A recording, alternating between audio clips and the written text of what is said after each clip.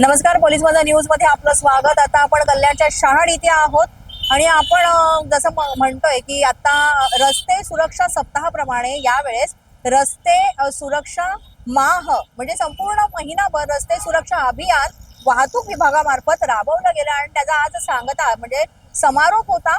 आणि या महिनाभरात वाहतूक विभागामार्फत विविध उपक्रम राबवले गेले।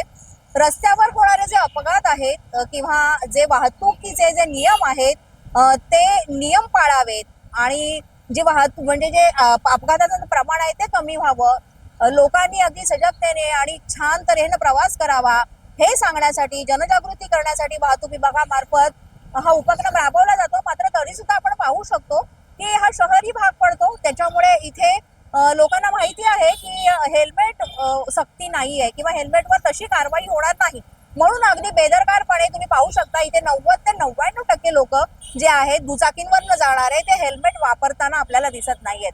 मुळातच असं आहे की वाहतूक विभागामार्फत किंवा मग सरकारमार्फत जे काही उपाययोजना राबवल्या जातात, उपक्रम राबवले जातात ते आपल्या हितासाठी असतं, हेच मुळी आजही सामान्य माणसांना कळत नाही किंवा पटत नाहीयेत।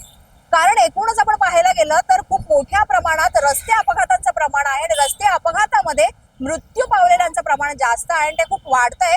तो मृत्यू दर कमी करण्यासाठी अगदी शून्यापर्यंत आणण्यासाठी वाहतूक विभागामार्फत यावेळेस पूर्ण महिनाभर ही मोहीम राबवण्यात आली, त्याला चांगला प्रतिसाद सुद्धा मिळाला। मात्र इथे आपण पाहू शकतो की सामान्य नागरिक हे अतिशय निष्काळजीपणे प्रवास करताना दिसतात आणि जे काही शासन म्हणूया की वाहतूक विभागाचे जे काही नियम आहेत त्यांची पायमल्ली करताना आपल्याला पाहायला मिळतात।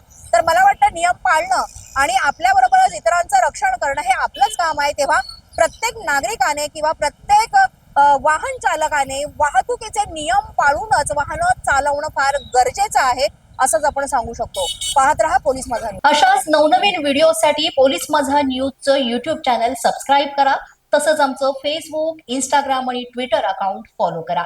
अधिक माहितीसाठी आमच्या www.polismazhanews.com या वेबसाईटला भेट द्या। पाहत रहा पोलीस माझा न्यूज।